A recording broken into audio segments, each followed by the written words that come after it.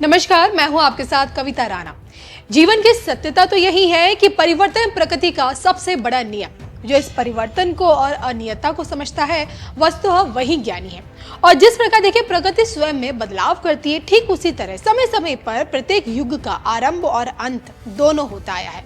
सतयुग से लेकर त्रेता, त्रेता से द्वापर और द्वापर से कलयुग, प्रत्येक युग अपने साथ कई परिवर्तन लेके आया। और इस धरा पर सोचिए, जब जब पाप का घड़ा भरा तब भगवान विष्णु को अपने नए रूप में इस धरती पर अवतरित होना पड़ा।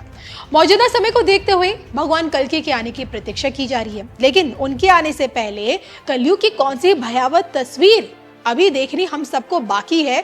आने वाला समय आम जनमानस की और कितनी अग्नि परीक्षा लेगा। भविष्य की भयावह पिक्चर कहती क्या है? कलयुग का आखिरी साल है भी है तो कौन सा है? इसको लेकर प्रेमानंद महाराज की भविष्यवाणियां सोशल मीडिया पर वायरल होने लगी।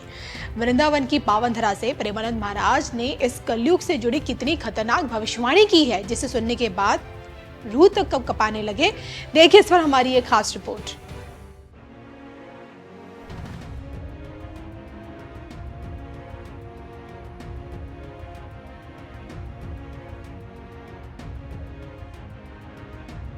वृंदावन से दुनिया ने किए कलयुग के दर्शन, प्रेमानंद महाराज की भयावह भविष्यवाणी। एक सन्यासी से जानिए अपने कल की पिक्चर, वो भी सिर्फ धर्म ज्ञान पर। प्रेमानंद जी महाराज संत समाज से आने वाली एक ऐसी प्रभावशाली शख्सियत जिन्होंने साधारण जीवन का त्याग कर कृष्ण भक्ति का मार्ग अपनाया। और आज अपने इसी भक्ति मार्ग पर चलकर महाराज जी आम जनमानस का मार्गदर्शन भी कर रहे हैं। धर्म ग्रंथ और उपनिषदों का ज्ञान, आध्यात्मिकता की शक्ति, इनके सानिध्य में रहकर प्रेमानंद महाराज ने जीवन की सत्यता का मूल अर्थ समझा। और इनके ज्ञान और वाणी ने लोगों को इस कदर प्रभावित कर रखा है कि इनकी चौखट पर विराट अनुष्का से लेकर मोहन भागवत भी नजर आते हैं।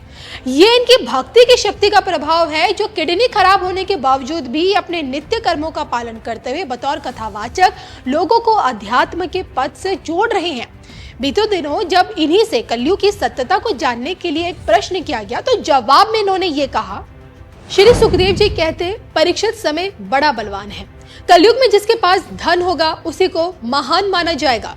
लोग उसी को बड़ा आदमी मानेंगे, और इतना नहीं, उस शख्स को ही कुलीन, सदाचारी, सद्गुणी माना जाएगा। वही बड़ा माना जाएगा जिसके पास धन है, जिसके पास पावर है। देख लो, हो भी यही रहा है।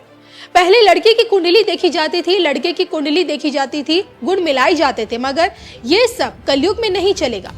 विवाह संबंध के लिए कुल, शील, गुण की परख निरख नहीं होगी। युवक और युवती एक दूसरे को पसंद कर लेंगे, बस हो गया। पसंद आया तो ठीक, नहीं तो दूसरा विवाह कर लेंगे। ये कितना गंदा है, इतना गंदा व्यवहार होगा। युवक और युवती की खुद की रुचि से ही विवाह होगा, गुण से, कुंडली से कुछ नहीं होगा। कुल, खानदान से इससे कोई मतलब नहीं रह जाएगा। किसी के जीवन में सच्चाई और ईमानदारी नहीं रहेगी। युग धर्म का प्रभाव जो जितना छली कपटी होगा उसे उतना प्रवीण माना जाएगा। जितना छल कर ले, कपट कर ले, उतना व्यवहार में कुशल माना जाएगा। स्त्री पुरुष की श्रेष्ठता उसके गुण संयम से नहीं, उसके चरित्र से नहीं, बल्कि उसके दुष्टता से होगी। जितना दुष्ट स्वभाव, जितना नीच, वो उतना ही महान होगा इस कलयुग में। तो कलयुग को लेकर प्रेमानंद महाराज ने यही समझाने की कोशिश की है कि जिसके पास जितनी ज्यादा पावर होगी, मनी होगी, वही इंसान महान माना जाएगा। लेकिन क्या आपको भी ऐसा लगता है कि इस कलयुग में ऐसे ही लोग हैं? कमेंट करके बताएगा जरूर।